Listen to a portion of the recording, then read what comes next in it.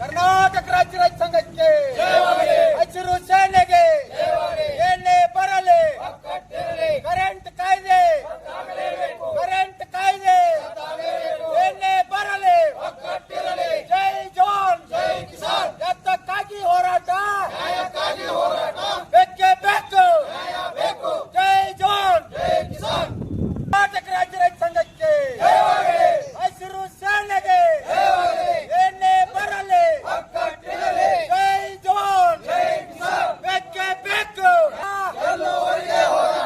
Current ಕಾಯ್ದೆ, current ಕಾಯ್ದೆ, ಎಣ್ಣೆ ಬರಲಿ, ಜೈ ಜವಾನ್ ಜೈ ಕಿಸಾನ್, ಬೇಕೇ ಬೇಕು, ಬೇಕೇ ಬೇಕು, ಕರ್ನಾಟಕ ರಾಜ್ಯದ ರೈತರಿಗೆ, ರೈತ ತಾಯಂದಿರಿಗೆ.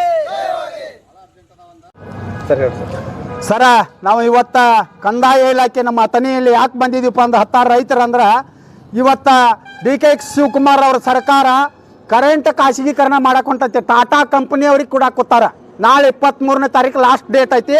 ಅವತ್ತು ಮುಂದಿನ ದಿನಮಾನದೊಳಗೆ ಅವ್ರ ಜೊತೆ ಚರ್ಚೆ ಮಾಡಿ ಒಡಂಬಡಿಕೆ ಮಾಡ್ಕೊಂಡು ಖಾಸಗಿ ಕಂಪನಿ ಕೂಡ ಕೊತ್ತಾರ.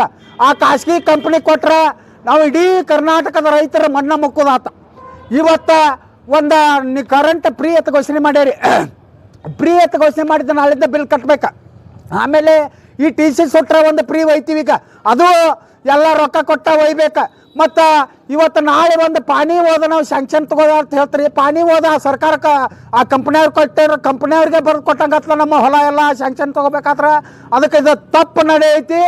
DK ಶಿವಕುಮಾರ್ ಸರ್ಕಾರ ಎಚ್ಚೆತ್ತುಕೊಂಡು ಆ ಟಾಟಾ ಕಂಪ್ನಿ ಕುಡಿದು ಏನು ನಿರ್ಧಾರ ಮಾಡ್ಯಾರ ಅದನ್ನು ತಕ್ಷಣ ಕೈ ಬಿಡಬೇಕು. ಬಿಡದೇ ಇದ್ರೆ ಇಡೀ ಕರ್ನಾಟಕ ತುಂಬ ಇವತ್ತು ಮನವಿ ಕೊಡಕತ್ತಿದ್ದೀವಿ.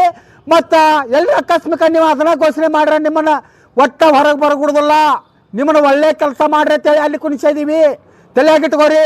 ಮತ್ತು ಇಡೀ ಕರ್ನಾಟಕ ತುಂಬ ಯಾರು MLA ಇರಲಿ MP ಇರಲಿ ನಿಮ್ಮನ್ನು ಆ ಖಾಸಗಿ ಮಾಡ್ರೆ ನಿಮ್ಮನ್ನು ಒಟ್ಟ ಮನೆ ಬಿಟ್ಟು ಹೊರಗೆ ತಿರುಗಾಡಗುಡುವುದಿಲ್ಲ ಅಂತೇಳಿ ಇವತ್ತು ಇಡೀ ರಾಜ್ಯಾದ್ಯಂತ ನಾವು ರೈತರು ಕೂಡ್ಕೊಂಡು ಚರ್ಚೆ ಮಾಡಿ ಈ ಮಟ್ಟಕ್ಕೊಂದು ಪ್ರತಿ ನಿಮಗೆ ಇವತ್ತೊಂದು ಅರ್ಜಿ ಕಳಿಸಿದ್ವಿ. ಇದರ ಮೇಲೆ ತಕ್ಷಣ ಹಿಂದೆ ಪಡಿಬೇಕು. ಪಡಿದೇ ಇದ್ರೆ ಮುಂದಿನ ದಿನಮಾನದೊಳಗೆ ಕರ್ನಾಟಕ ತುಂಬ ಎಲ್ಲ ಉಗ್ರ ಹೋರಾಟ ಮಾಡ್ತೀವಿ ಅಂತೇಳಿ ಈ ಸಂದರ್ಭದಲ್ಲಿ ಹೇಳಕ್ಕೆ ಇಷ್ಟಪಡ್ತೀನಿ ಸರ್.